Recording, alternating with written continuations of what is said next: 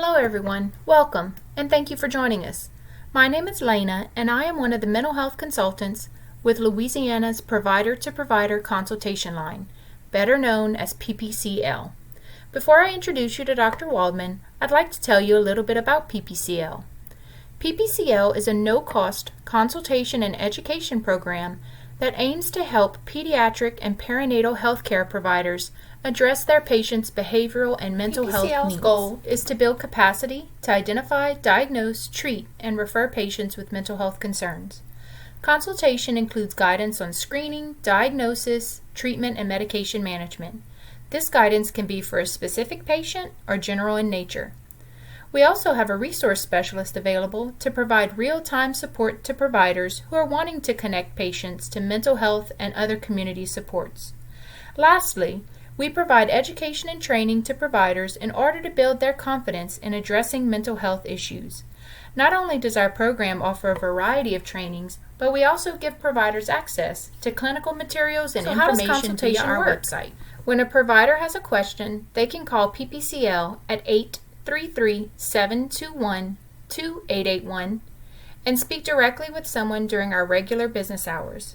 Or they can visit our website at ldh.la.gov/PPCL to submit a consult request. One of our licensed mental health professionals will triage the call and respond to questions within the scope of their practice. If the question requires a psychiatrist, then arrangements will be made to connect the provider to the psychiatrist. The expertise of our mental health consultation team runs deep. Our psychiatry team includes Dr. Juliana Finelli and Dr. Megan Vincent, who specialize in perinatal mental health. It is my pleasure to introduce you to Dr. Daniel Waldman.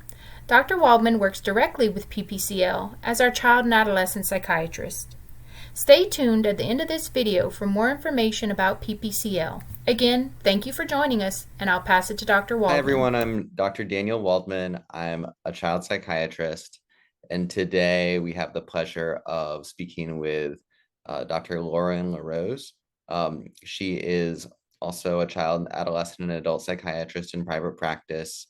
She completed her residency and fellowship at LSU New Orleans, and today we're going to be talking to her about kind of initiating treatment for childhood ADHD with medications. So I thought to get us started, we would talk about an example case, and I don't know, Lauren, you can tell us, but for me, this is kind of like a typical case that I deal with pretty frequently. So today we have an 8-year-old boy, and he was diagnosed with ADHD 2 years ago, like right around the time he started first grade. And since like for first and second grade, parents have been doing a lot for him. They tried school accommodations, they tried behavior modification at home, and they're trying some things at school, and it's helped a little bit. But now that he started third grade, he's really struggling. He can't sit still in class. He's interrupting. The parents are getting constant phone calls home, and he's just not learning effectively. So up until this point, they've been reluctant to start medications, but they've really been encouraged by the school to like meet with a child psychiatrist at least. So now they're coming to see you, Lauren. How do you approach conversations with parents who are hesitant about starting medications for ADHD? So I always start with telling parents that I do not push medications on people, and I like for parents just to have the information about what medication options there are, and then be able to make an educated decision about what's the best thing for their child. So that's how I start those conversations. Okay. No, that makes sense, and I think it kind of puts the ball in their court. What do you say to parents that kind of bring these stories about like having heard of like, oh, my nephew was on Ritalin or Adderall and he looked like a zombie, or they see other kids in the class that they think are taking medicines? Like, how do you address the concern of like the kid that becomes a zombie? Mhm. Yeah, so I always tell parents that like my goal when I'm treating a child with ADHD with medication, my goal is to help them focus and function better at school and at home, but still be themselves. So I still want them to have their personality. I still want them to be playful. I never want the child to end up looking like a zombie. Okay. And what I will tell parents is like that requires us being in communication with each other and parents giving me feedback, kids giving me feedback, schools giving me feedback. So I make sure that I'm giving the right amount of medication and the right medication to the kid. And also tell parents that like that can happen. Some kids can look like zombies on medications, but for at least for me, when I do see that happen, we do something about it. So I don't let the kid just continue like that. You know, we would either go down on the dose, try a different medication. I'm not going to let a kid continue to be zombified on a medication. Okay. Yeah, that makes sense. Um, so let's say like the parents are on board and you've spoken to them and they're open to trying a stimulant medication. What are like when you're starting a stimulant, what are the main side effects you kind of warn families to watch for that you want kids to know about so they can tell their parents? What are you talking to them about in terms of side effects you're worried about?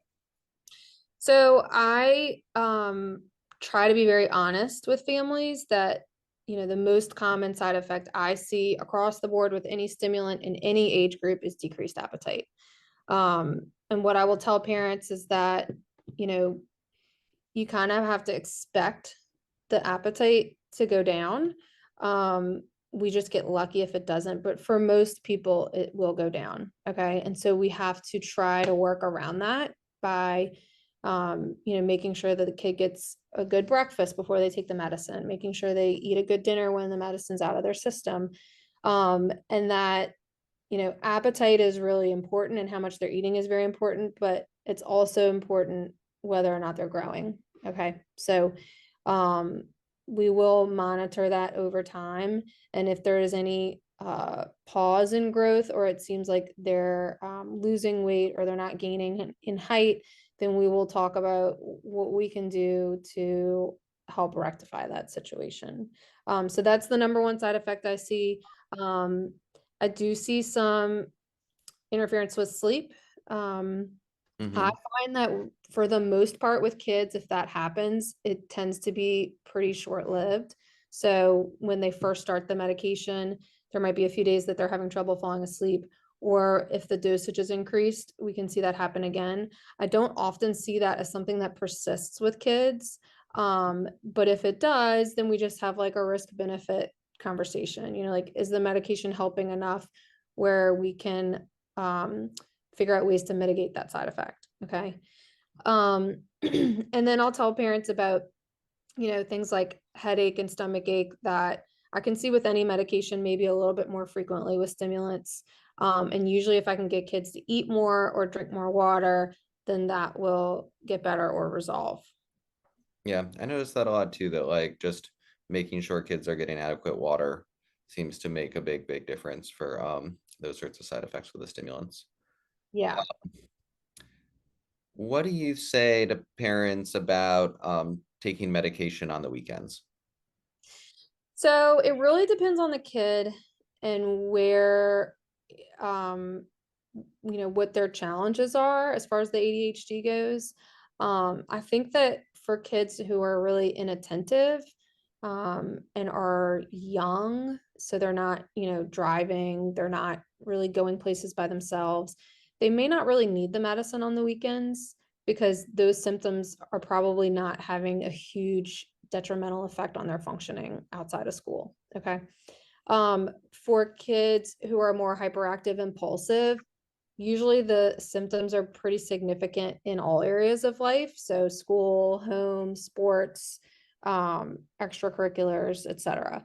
So those kids sometimes will benefit from continuing to take the medicine every day, because we don't want those, if those symptoms are coming out in all areas of life, they're probably getting some like negative feedback from peers and adults outside of school too.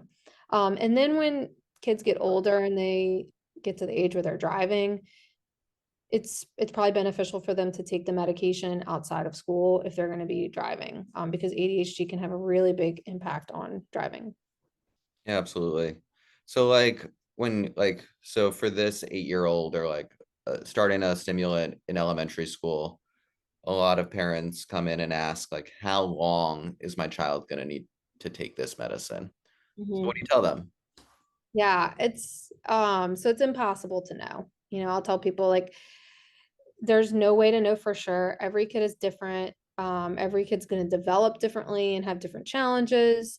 I will tell them that, hyperactive impulsive symptoms tend to improve over time for kids. So as they get into teenage years and puberty, usually those symptoms will be a little less obvious, okay, and a little less problematic. Sometimes we'll see them come out in other ways, though, like they might be impulsive with driving or drug use, et cetera, Mhm. et cetera, but they might not be affecting them as much at school. So they might not have as much trouble with like staying seated and, keeping their hands to themselves and things like that. So a lot of times the hyperactive and impulsive kids will need the medicine more when they're young.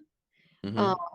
I find that kids who are primarily inattentive, um, those problems can continue to cause issues for them at school, no matter their age.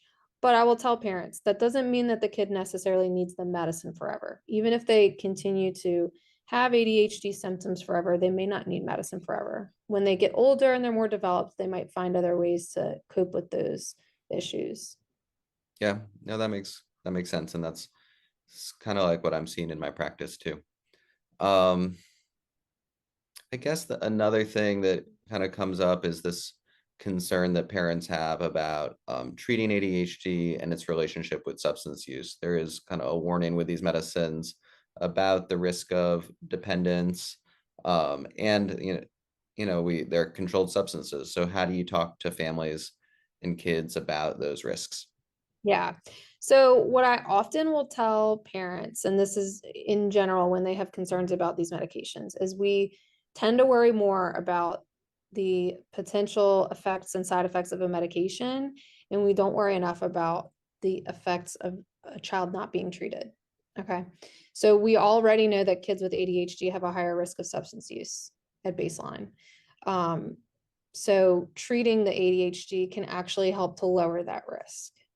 It is a little bit counterintuitive for people because we're using a controlled substance to treat something to hopefully prevent substance abuse later in life. Hmm. But we know that treating ADHD can lower the risk of substance use. So, if there is any concern about substance use, like if I have an adolescent who maybe has already started to dabble in substances, I will tell parents that, like, it's better to try to use extended release stimulants because they have a lower risk of abuse than immediate release stimulants. And sometimes, if it's an extreme case, we might just opt for a non-stimulant in a kid like that.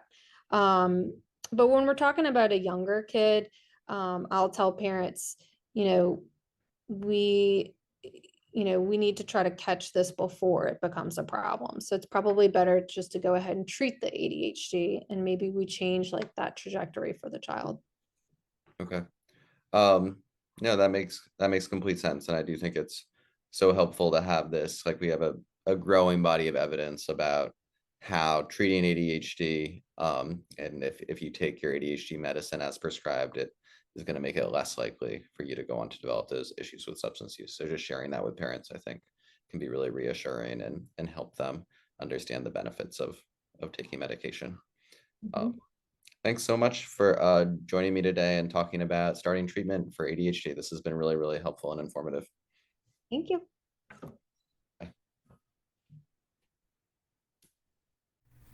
Want to know more about PPCL? Call us at 833-721-2881 or visit our website at ldh.la.gov/PPCL.